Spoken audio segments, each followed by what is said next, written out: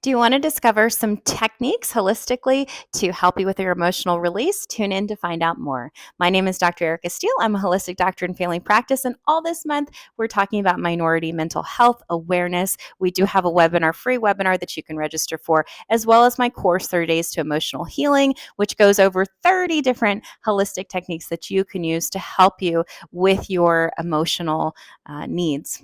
All right, so really quick.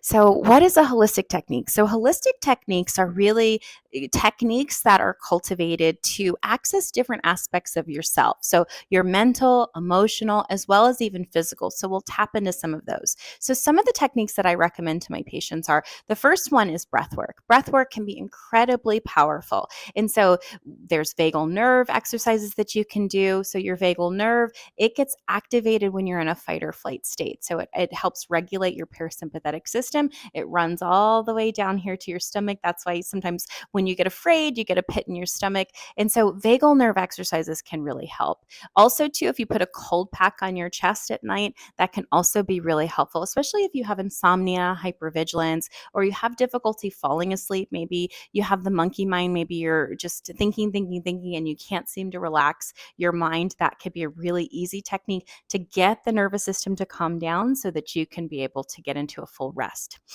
So breathing is incredibly important. We look also too at belly breathing. So you're going to do that deep belly breathing in and out. So if you're not familiar with belly breathing, you just lay down on the floor. You can put a book or your hand on your belly and just watch it go up and down. And that way you can train yourself, because a lot of times we're shallow breathing. We're breathing in our chest because we're in a fight or flight state all of the time. And so if we really get deep into our breathing, into our belly breathing, that can allow us to be more centered and more peace. Speaking of which, nature. So going out in nature, going hiking, going on the water, going to the beach, whatever area of the planet that makes you feel more at ease, you're going to access all of those electromagnetic frequencies. You're going to really allow all of that nature to calm you and soothe you and help you to feel more connected and more grounded and more centered. So the more that you can get into nature, especially the more stressed you are, the more peopling you do, it definitely makes a difference when you go out into nature. Also, too, I highly recommend art and art therapy, whether you are going to see art or you are doing art yourself, and all different forms of art, whether it's painting or coloring or drawing or even music as a form of art.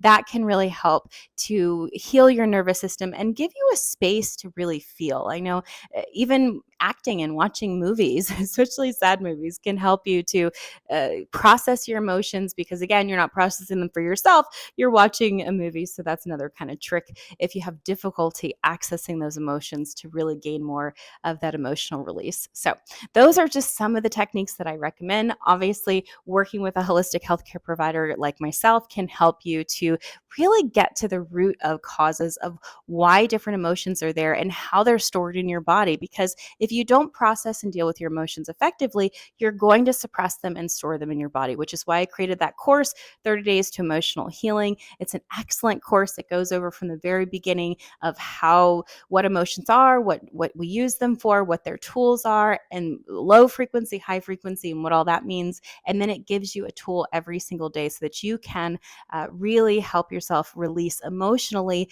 holistically, one step at a time and one day at a time. And if you haven't checked out our webinar this month, we're going to go over tons more tools in that one and practical tips, as well as some of the challenges that face us in the minority mental health communities. And so if you are interested in that information, go ahead and click the link below. We will send you over there if the webinar is still active. So, and of course, if you like my content, please like, share, and subscribe for more.